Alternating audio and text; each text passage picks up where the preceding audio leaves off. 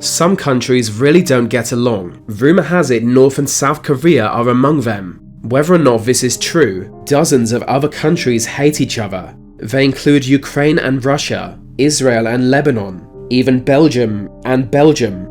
These are rivalries everyone has heard of, but as previously mentioned, there are so many more.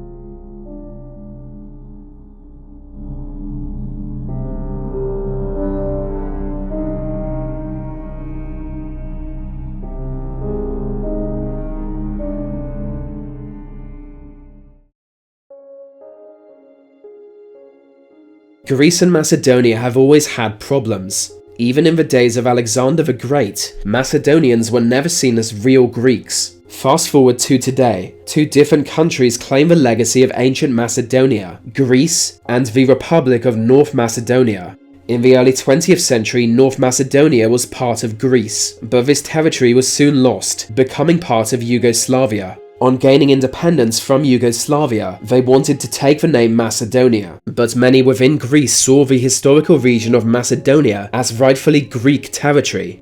Greece blocked this new country from joining organizations like NATO and the EU. They even forced Macedonia to change its flag.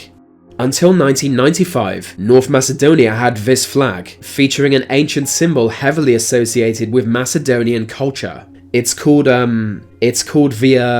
I'm not entirely sure how to pronounce that, but it will probably get my video demonetized. So in 1995, Greece decided to trademark that symbol, forcing Macedonia to adopt this arguably better flag.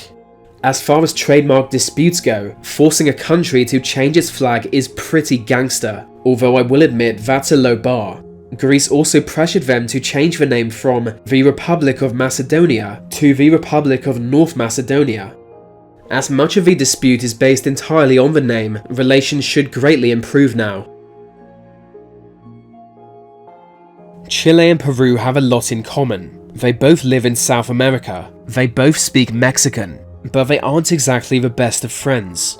It goes back to the late 19th century. You see, Bolivia was not always landlocked. They jointly shared a coastal territory with Chile. The land was valuable. Both countries wanted it under their sole authority.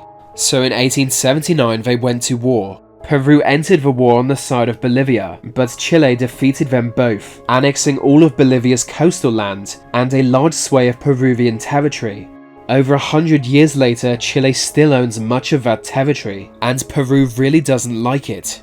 Legal battles between the two countries continue, especially over maritime disputes.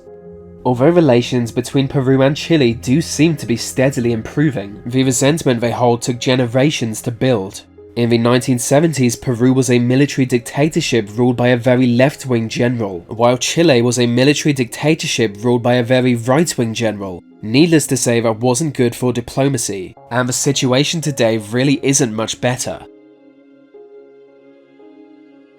In the southeast of the Middle East is Qatar. This oil-rich monarchy is unlike any of the oil-rich monarchies that surround it. Qatar is playing an interesting game. 2 years ago, 8 other Arab states cut all diplomatic ties with Qatar. Led by Saudi Arabia, they claimed Qatar had been supporting terrorist groups and supporting regime change in surrounding countries through its government-owned media network Al Jazeera. Now isolated from most of the countries that surround her, it's fair to say Qatar hates Saudi Arabia for organising the move, and Saudi Arabia hates Qatar for allegedly undermining their influence in the region. Some of the countries have restored relations with Qatar at least to some extent, but most are still ghosting. On the surface, Hungary and Romania don't seem to have any problems with each other, but look closely and you will find some. It's all about Transylvania. Although part of Romania, many within Hungary see her as rightfully Hungarian. Until 1920 it was Hungarian land, which is why over 1 million Hungarians today call Romania home. Since becoming part of Romania, attempts have been made to strip them of their Hungarian identity, but these attempts backfired, and many now reject the idea they are even Romanian. Not long ago, Hungary passed a law giving citizenship to all ethnic Hungarians in Europe. This means 1 million people in Romania are now entitled to Hungarian citizenship. entire communities of Hungarian citizens in the middle of Romania, and the Romanian government isn't happy about it. The way they see it, such communities can no longer be trusted, having become loyal to Hungary instead of Romania. So it's become a kind of bizarre ethnic conflict, because apparently the Balkans don't have enough of those.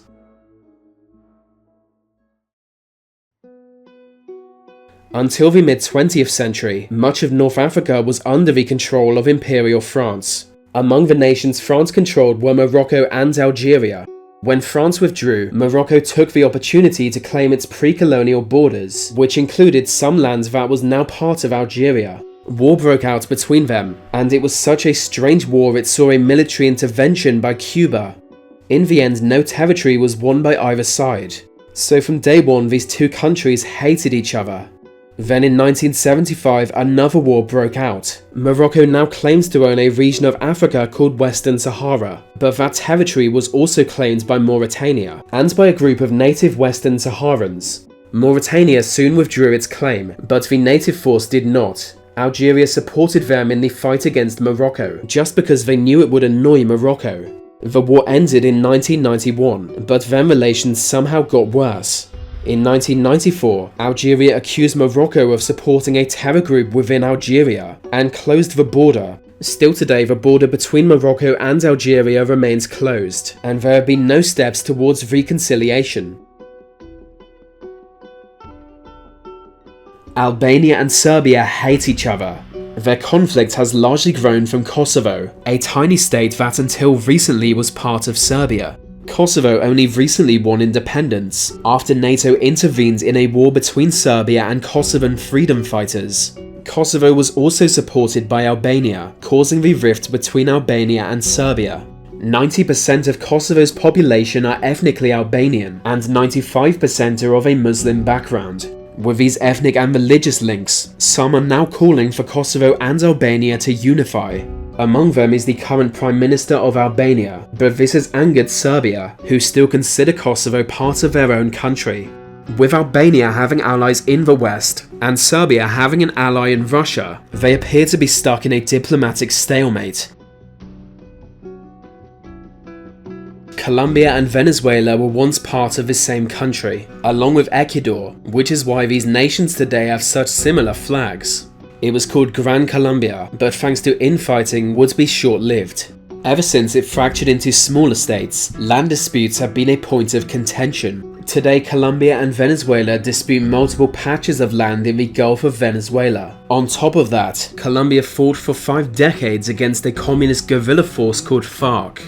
To Colombia, they are terrorists, but to Venezuela, they are heroes. For a long time, it had been suspected that Venezuela had been harboring and supporting FARC. Since Colombia was literally at war with FARC until 2017, this was a big accusation.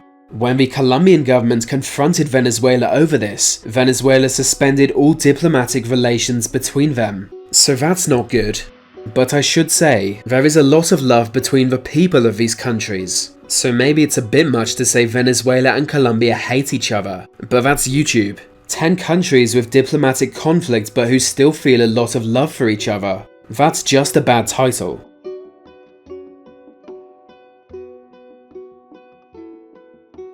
Among the coldest rivalries is between Argentina and the United Kingdom. As far back as anyone can remember, relations between them have been what can only be described as pretty bloody awkward, and it's all over a tiny group of islands. They are the Falklands, a seemingly insignificant patch of territory called home by just a few thousand. Throughout history, several different countries have owned them, but since 1833 they have been a British territory.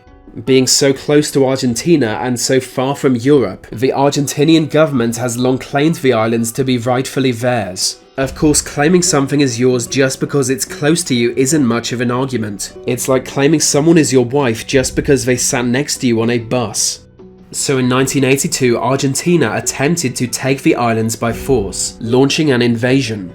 After a brief war, Britain retook them and still hold the islands today. But that's not to say Argentina has given up on them. In 2006, the Argentine government again claimed to own them, putting an official territorial claim to the United Nations. They accused Britain of deploying nuclear weapons on the islands, and at one point even asked the Pope to intervene. Turkey and Greece are traditional rivals, with the Ottoman Turks once ruling Greece absolutely. Since then, they have fought several wars with each other, and many worry a new war might be on the horizon.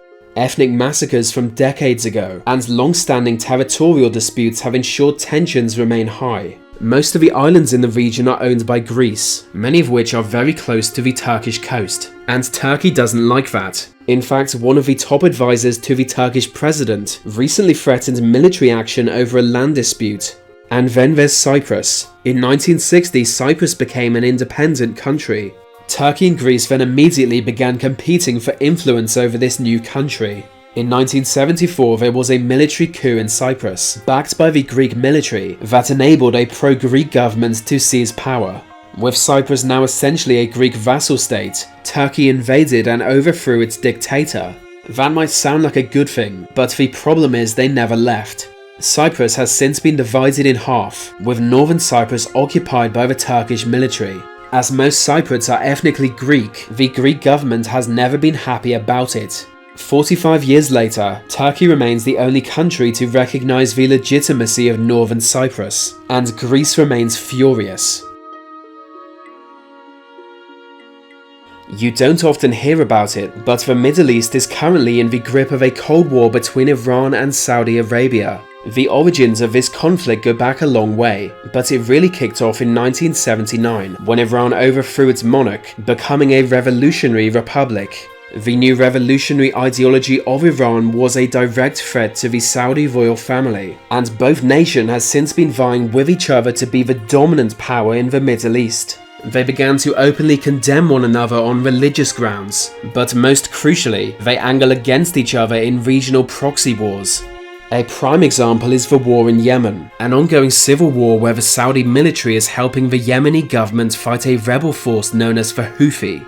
Before the war broke out, the government was a close ally of Saudi Arabia, causing Iran to support Houthi rebels simply to undermine Saudi influence in the Gulf. The exact opposite is currently happening in Syria, with the Syrian government being a close ally of Iran. In a bid to take out one of Iran's most important friends, Saudi money and arms go towards rebel fighters. To match this, Iranian forces are fighting in Syria on the side of its government. It's the exact same situation as in Yemen, but the roles are reversed.